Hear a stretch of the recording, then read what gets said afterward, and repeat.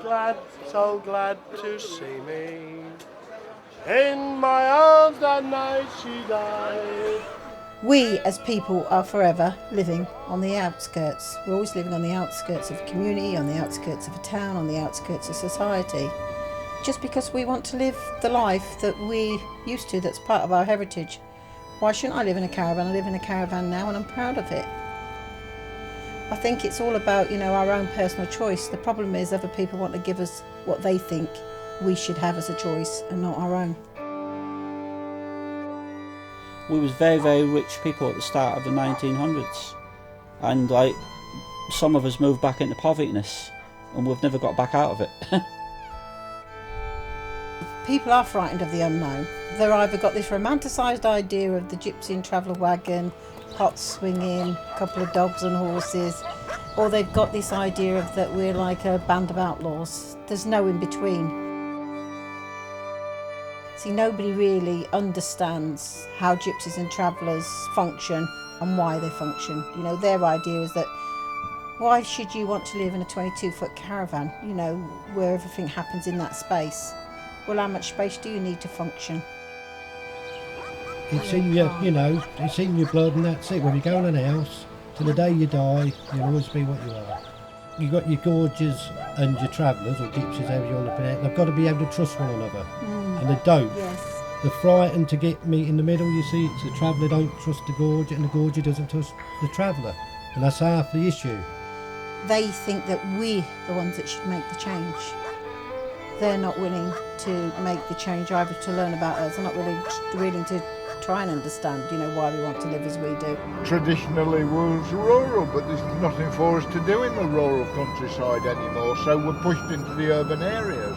There's nowhere for us to stop there except on car parks and public places. And you've got this NIMBY attitude. Not in my backyard. Well, sometimes we were in the backyard before it was their backyard in the first place. Not knowing where tomorrow you're gonna, where you're gonna wake up. So you go off down that road, you've got a caravan hooked on the back of your van, and you don't even know where you're gonna put it, let alone where you're gonna find a school to take the children to, whether there's gonna be a shop 1 mile or 10 mile away, and whether the people are even gonna speak to you or serve you once you get into that shop. Since the day we was born, we've lived with that. That's in the back of our mind all the time.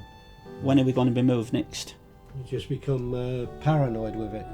As I say, I've done a bit of schooling, and as I say, you used to get called pikey, that horrible word, and jippo, and and it just sticks in. It's there with you all the time.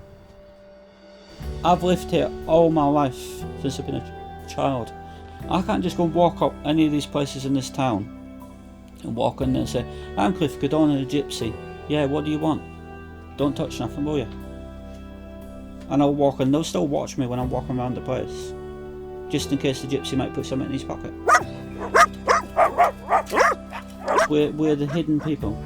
We have to walk around with a bag over our head.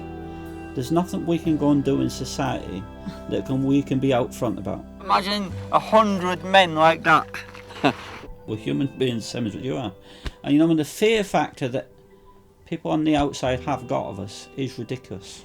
Did you ever see the cartoon that used to be on the telly of the little mole that used to come up out of the ground, and there was a heap of old scrap bean tins and they looked like a fairy castle? So somebody decided to come along and put a pair of glasses on the mole and let him see that it was actually a heap of scrap and junk, and he didn't want the glasses. Well, that's how we see things. We look out, and to us things look all lovely and rosy. Sometimes what reality is isn't very nice.